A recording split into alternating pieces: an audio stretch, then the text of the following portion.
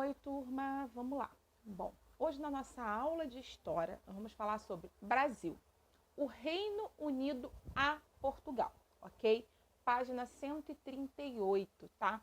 Então vamos falar um pouquinho sobre isso. Na nossa última aula, a gente falou que o rei de Portugal veio com a sua família para o Brasil, correto? Então eles saíram de lá fugidos e veio para o Brasil. Hoje vamos falar um pouquinho como é que foi como é que era o Brasil aqui, como era o Brasil, ficou junto com Portugal, né? Virou uma coisa só. Vamos lá. O comércio do Brasil antes da corte portuguesa chegar no Brasil. Então, como é que era esse comércio aí? Antes da família real chegar ao Brasil, né? A colônia, que seria o Brasil, seguia as regras determinadas pela metrópole, por Portugal. Ou seja, os brasileiros obedeciam às ordens do rei de Portugal, né? E assim funcionava o comércio entre Brasil e Portugal, por exemplo, funcionava da seguinte forma: não era permitido produzir produtos manufaturados, tá? Aqueles feitos à mão, né? Tendo auxílio de ferramentas ou outros utensílios na colônia. Isso significava que os brasileiros eram obrigados a comprar e só podiam comprar produtos vendidos pelos portugueses. Então, o que acontecia? Todo produto que era produzido, que era manufaturado, o Brasil não poderia fazer. Ele tinha que comprar de quem? De Portugal, que o Brasil era colônia de Portugal. E aí aqui nós temos uma imagem, ó. O comerciante português, né? Pelo chapéu a gente sabe. Aí aqui, ó, ele com cheio de dinheiro, tecido inglês, né? E aqui o comércio brasileiro, tá? Aí mostra aí uma imagenzinha falando um pouquinho. E aí na segunda imagem, na página 138, tá assim, ó. Os comerciantes brasileiros só podiam vender seus produtos, madeira, ouro, café, algodão, etc., para a metrópole, ou seja, para Portugal. Nenhuma outra nação europeia poderia comprar diretamente os produtos da colônia. E aí aqui nós temos mais uma imagem, ó. Essa imagem aqui. Aí aqui nós temos o comerciante brasileiro, né? Ó, ganhou pouquinho. Aí temos o comerciante português lá com a cana de açúcar, tá? Como os comércios brasileiros não podiam vender para outros países, né? Pois não, se não fosse Portugal, os portugueses levavam vantagem e obtinham grandes lucros. Compravam produtos da colônia por um determinado preço, né? E vendiam para outros países cobrando, né, muito mais. Aí a gente pode observar na próxima imagem. Nessa imagem aqui, ó. Aqui é o proprietário de terra que só pode comercializar o açúcar com Portugal, né? Aqui, ó, é o português vendendo, né, comercializando o açúcar com outro país. Olha a diferença do dinheiro que o comerciante brasileiro recebia, né? E o que o comerciante português recebia, a quantidade de cana, como é que é diferente, ó. Aqui ele está recebendo um pouquinho a cana e está pagando muito. Aqui ele está comprando muita cana e pagando pouco, ok? E aí os habitantes da colônia também só podiam comprar de Portugal. Assim, os comerciantes portugueses levavam outra vantagem. Compravam produtos de outros países, a maioria da Inglaterra, que ajudou o Brasil a vir para cá, e vendia os produtos mais altos para os colonos. Então, o que acontecia? Os brasileiros, né, os colonos, eles, na hora de vender, vendia a preço baixo, mas na hora de comprar, comprava a preço alto. E aí a gente pode observar aí a próxima imagem, que é essa daqui, ó. Aqui nós temos um português comprando tecido do inglês, ó. Pagando pouquinho, tá vendo, ó? E aí vem o português vendendo o mesmo produto para o brasileiro aqui, ó, para a colônia. Ó quanto que o brasileiro está pagando. Pagando muito.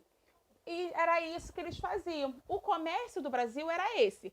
antes do rei de Portugal vir para o Brasil, ok? O Brasil sendo colônia e o rei mandando lá de Portugal, né? Era dessa forma. O Brasil só podia comercializar com Portugal, mas ninguém. E aí lá na página 140, a gente vai começar a falar agora que o comércio do Brasil, como é que foi depois da chegada dos portugueses aqui da corte portuguesa no Brasil. Como é que foi esse comércio? Antes, como é que era? Acabei de falar, eles só podiam vender para Portugal. Mas aí o príncipe está aqui no Brasil, né? Ele fugiu de Portugal, veio para o Brasil. E aí, como é que será esse comércio agora? Como é que vai vender para Portugal se está todo mundo aqui? E aí a gente vai ver isso agora. Chegando do Brasil, o príncipe regente, Dom João, tomou importantes decisões. Ele abriu os portos, ele abriu o porto da colônia com outras nações, ou seja, pôs fim na obrigatoriedade do Brasil fazer negócios apenas com Portugal. Tia, como assim? O Brasil não fazia só com Portugal? Aí, se ele fizesse só com Portugal, como é que ia ser isso? Se ele estava aqui, ia ficar complicado, né? Então, o que ele decidiu fazer? Vou abrir os portos, vou deixar outros países chegarem para cá e eu vou fazer esse comércio diretamente entre eu, que já estou na colônia, com outros países, ok? Como essa determinação, os comerciantes brasileiros podiam negociar diretamente com os outros países, tanto para vender como para comprar, certo? E aí nós podemos ver aí nessa imagem aqui, ó, produto inglês sendo vendido para comerciantes brasileiros, ó, tá vendo? Tá comprando diretamente. Quando a gente compra diretamente da fábrica, não acaba sendo um pouco mais barato? Então era isso que eles estavam fazendo, eles passaram a comprar diretamente de cada comerciante de tecido ou do algodão. Como o Brasil passou a comprar, eles passaram a comprar também, outras nações passaram a comprar diretamente com o Brasil, tá? E aí, ó, essa foi uma das primeiras decisões, né? E é uma consequência muito importante, a instalação da corte no Brasil, né? Na cidade do Rio de Janeiro, quando Dom João começou a governar diretamente a colônia. Então, a partir de 1808, o Brasil passou a funcionar como sede do governo português. Em 1815, a colônia foi elevada à categoria do Reino Unido de Portugal e Algarves. Tia, como assim? O Brasil é colônia, ele continuava sendo colônia, só que tinha uma diferença.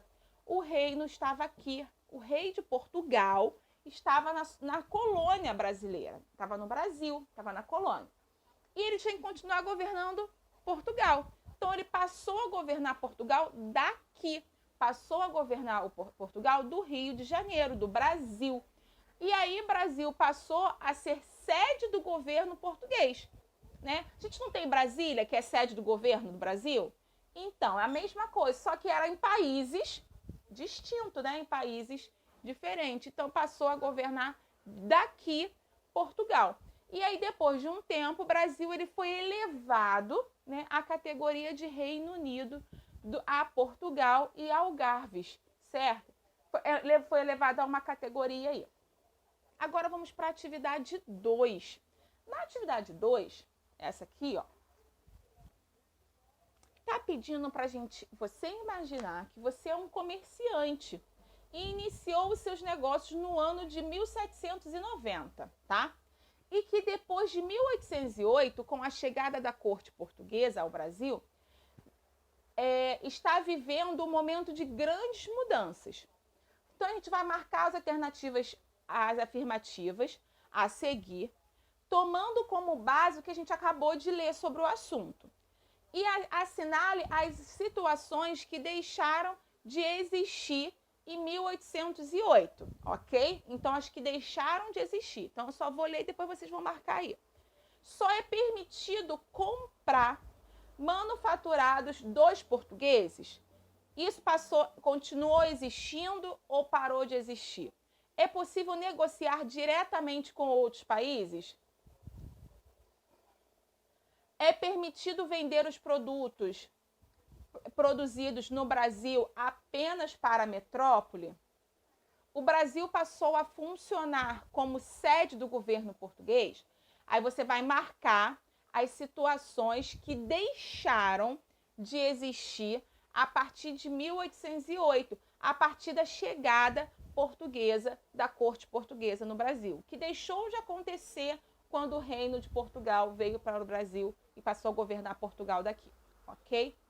No número 2, está pedindo para a gente ler um trecho, que é esse aqui, tá? Esse texto, de um relato de 2 estrangeiros originários da Prússia, que visitaram o Brasil em 1819 e foram convidados para um baile nas proximidades do Rio de Janeiro. E depois a gente vai fazer o que se pede, tá? Baile forçado. Teve o baile lugar na chácara ou casa de campo e começou às 7 horas. Estavam presentes todos os ministros estrangeiros, alguns portugueses com suas filhas, muitos ingleses, um quanto franceses e minha esposa. A música consistia em 4 componentes de orquestra do teatro, entre os quais um mulato, que era o primeiro violino. Às 8 horas, já às costas da maioria das damas cujos vestidos eram decotados, além de que, pede a moda, estava de tal modo mordidas pelos mosquitos, que pareciam não menos vermelhas quanto as dos soldados.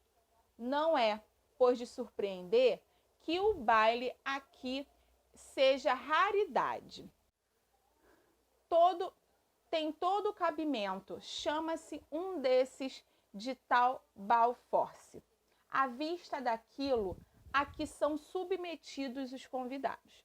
Primeiramente, os mosquitos e, em segundo lugar, o calor inverossímil, que, com tanta gente em espaço limitado, atinge o máximo e, finalmente, porque, nesse aperto, a pisar nos pés dos outros, tem todo o tempo de nos desfazer em mensuras e desculpas, quanto queríamos sumir de dor antes semelhantes desagrados. Bom, aí tá um texto aí falando o que acontecia no baile, né?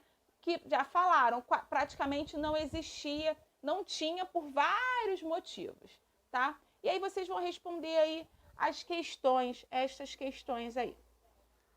Onde ocorreu o baile? Tá lá no texto onde ocorreu. Quem estava presente nesse baile? De que país era e a função exercidas aos homens presentes? Grife no texto os problemas que, segundo o autor do relato, ocorreram durante o baile. Explique o título baile forçado. E aí vocês vão responder aí, tá? No próximo vídeo eu venho com a correção, ok? O dever de casa será número 2, tá? Só o número 2 da página 143, tá? Número 2 da página 143 do Em Casa. Número 2 da página 143 do Em Casa, tá bom? Aí esse eu vou corrigir na plataforma, tá? Beijos!